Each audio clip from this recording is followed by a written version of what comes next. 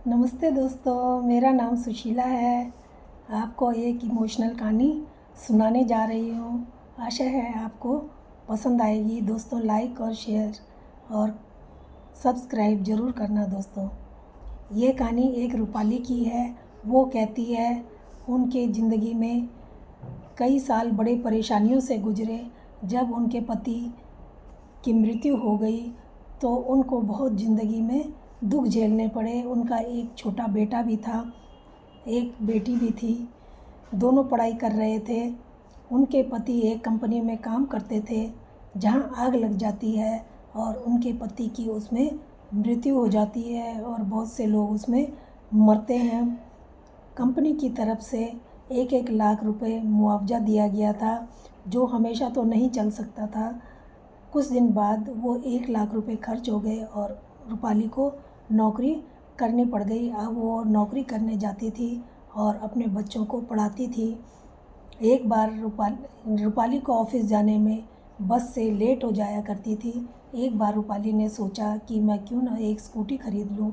वो स्कूटी लेती है और स्कूटी से आना जाना शुरू करती है। जब स्कूटी से आ जाना शुरू करती है तो उसको एक लड़की जो 12-13 साल की रही होगी रोड पर भीख मांगते हुए मिलती है। वो उसको देखती है और अपने ऑफिस चली जाती है। वो सोचती है कि कितनी छोटी बच्ची भीख मांग रही है। दूसरे दिन भी वो लड़की फिर उसको नज़र आती है। वो उसको पूछती है, बुलाती है और तुम भीख क्यों मांग रही हो? वो कहती है मुझे अपने भाई बहनों का पेट भरने के लिए भीख मांगनी पड़ती है। वो उसे 500 रुपये देती हैं और कहती है इनसे फूल ख़रीद के देती है 500 रुपये का और कहती है कि इनको बेचो और इनसे जो पैसे होंगे उनको कमा करके और फूल ख़रीदना, फिर तुम उनको बेचना, लेकिन भीख मत मांगना। वो लड़की बहुत खुश होती है और फूल लेके बेचने लगती है। वो उसको देखती है और रूपाली तो बहुत खुश होती है। अब वहाँ से ऑफिस जाती है और जब ऑफिस से वापस दूसरे दिन फिर उसी रास्ते से निकलती है तो देखती है वो लड़की फिर भीख मांग रही थी। वो उसको कहती है, बुलाती है और कहती है कि मैंने तुम्हें कहा था कि भीख नहीं मांगना और तुम्हें मैंने कल फूल ला के दिए थे 500 रुपये के। तुमसे कहा था कि उसको बेच के तुम जो कमाई होगी उससे और फूल लाकर बेचना, लेकिन तुम फिर भीख मांगने लगी। वो कहती है कि मैं जैसे ही घर गई, हमारा मकान मालिक वहाँ पर खड़ा था। मेरी माँ बीमार है जो उठ नहीं सकती। मेरे छोटे भाई बहन हैं। वहाँ पर मकान मालिक खड़ा था जिसके पैसे हमने पहले भी नहीं दे रखे थे। 2-4 महीने से हमने उसके पैसे नहीं दिए थे। वो मेरे हाथ में पैसे देख के सारे पैसे खोस लेता है, इसलिए मुझे फिर आज भीख मांगनी पड़ रही है। वो कहती है कोई बात नहीं। वो फिर उसको सोचती है अब मैं इसके लिए क्या करूं। वो उसको फिर से बोलती है कि ठीक है, मैं तुम्हारे लिए कुछ करूंगी जिससे तुम्हें भीख न मांगनी पड़े। वो जिस ऑफिस में रूपाली काम करती थी वहाँ एक मालकिन थी जो बहुत नेक दिल थी। बहुत रूपाली की भी उसने बहुत मदद की थी। तो रूपाली सोचती है कि मैडम से ही कुछ बात की जाए, लेकिन हिम्मत नहीं पड़ रही थी। वो एक बारी फिर ऑफिस से आते हुए लेट हो जाती है तो मैडम पूछती है कि तुम लेट कैसे हो गई। वो बताती है कि रास्ते में मुझे एक भिखारन लड़की मिल गई थी जिसकी मदद मैं कर रही थी, इसलिए मुझे लेट हो गई। मालकिन कहती है कि तुम दूसरे की मदद भी करते हो, हेल्प भी करते हो, मेरी भी कुछ हेल्प कर दो। मैंने कहा हाँ मैडम, कर दूंगी। आपको किस तरह की मेरी हेल्प की ज़रूरत है? उन्होंने कहा देखो रूपाली, मेरा बहुत बड़ा घर है, उसमें काम करने के लिए मुझे लड़कियों की ज़रूरत होती है। मुझे कम एज वाली लड़कियां तुम ला कर दो। वो कहती है कि ठीक है, मैं देखूंगी। मेरे घर में तो कोई काम वाली नहीं आती, पर मुझे कोई होगी तो मैं आपके लिए ज़रूर बताऊंगी। फिर उसको उस लड़की का ध्यान आता है तो उस लड़की के पास जाती है और उस लड़की को लेके मैडम के पास, मैडम जब वो देखती है मैडम ऑफिस नहीं आई है क्योंकि मैडम ऑफिस बहुत कम आया करती थी, क्योंकि मैडम का और भी काम था। मैडम का सारा काम मैनेजर ही संभाला करता था, वो ही देखा करता था ऑफिस का काम। मैडम के घर उस लड़की को लेके जाती है और मैडम उसको देखती है। वो लड़की बहुत फटे हाल होती है, कपड़े फटे हुए होते हैं। वो पूछती है, आज तुम कैसे आई? तो वो कहती है कि मैं इस लड़की को लेके आई हूँ, आपने काम के लिए अपने घर में लड़की मांगी थी, तो मुझे ये ही ठीक लगी। ये गरीब है, आपका सारा काम कर देगी। इसको बहुत पैसों की भी ज़रूरत है, इसकी माँ भी बीमार है, इसके पापा नहीं हैं।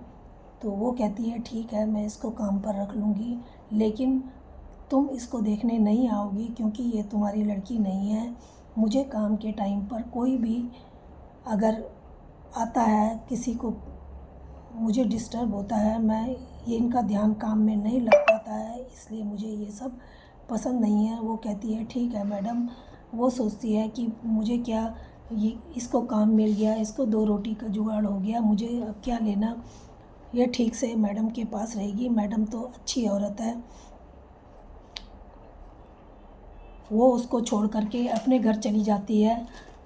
जब अपने घर चली जाती है, वो मैडम के घर में ही दूसरे दिन आ जाती है। लड़की फिर काम पर आने लगती है। मैडम की बात का ध्यान में रखते हुए वो कभी भी उस लड़की को देखने के लिए वापस उसके घर में नहीं जाती है। उस लड़की का नाम, जो भिखारन होती है, उसका नाम तपस्या होता है। एक दिन तपस्या रूपाली को फिर रोड पर मिल जाती है। देखती है रूपाली को तो देखती रह जाती है। वो उस समय अपने बच्चों को बाज़ार लेकर के घुमाने के लिए ले जा रही थी। देखती है तो उसको देख के हैरान हो जाती है। उसका पहनावा उसको अच्छा नहीं लगता। उसने सूट डाला हुआ था, सूट तो कोई बात नहीं, लेकिन वो सूट बेढंगा था। उसका गला बहुत बड़ा था और अजीब ढंग का वो सूट उसने पहना हुआ था।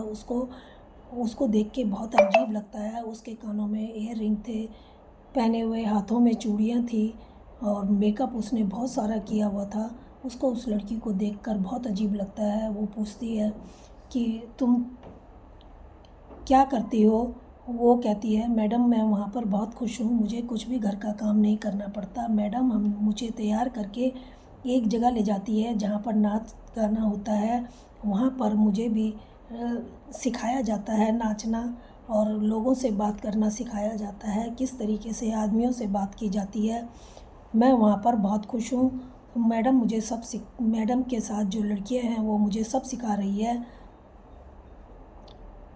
उसको अच्छा नहीं लगता। वो तपस्या को लेकर के अपने घर आ जाती है और कहती है, तुम आज से मेरे घर में ही काम करोगी। उसको नौकरानी की तो ज़रूरत नहीं थी, पर उसको उस पर दया आती है। वो उसे ले आती है। वो सोचती है, ये तो मेरे बच्चों जैसी ही है, बच्चों के बराबर है। और जब वो उसको छोड़ करके बच्चों के साथ में दिन भर ऑफिस चली जाती थी, तो वो लड़की कुछ अजीब हरकत करती है। शाम को तपस्या उसको पैसे दे देती थी। वो अपने घर चली जाती थी और फिर दूसरे दिन आ जाती थी। एक दिन उसका बेटा जो होता है बताता है कि मम्मी, तपस्या वैसे तो अच्छी लड़की है, लेकिन पता नहीं वो मुझे चुपके चुपके देखती रहती है और मुझे आँख भी मारती है, मुझे देख के शर्माती भी है। पता नहीं वो ऐसा क्यों करती है। लड़की वो सोचती है, ये तो इतनी छोटी बच्ची है, फिर ये इस ढंग की एक्टिंग क्यों करती है। ये तो बहुत गलत बात है। इसको जानना चाहिए कि इसके साथ आखिर हो क्या रहा है।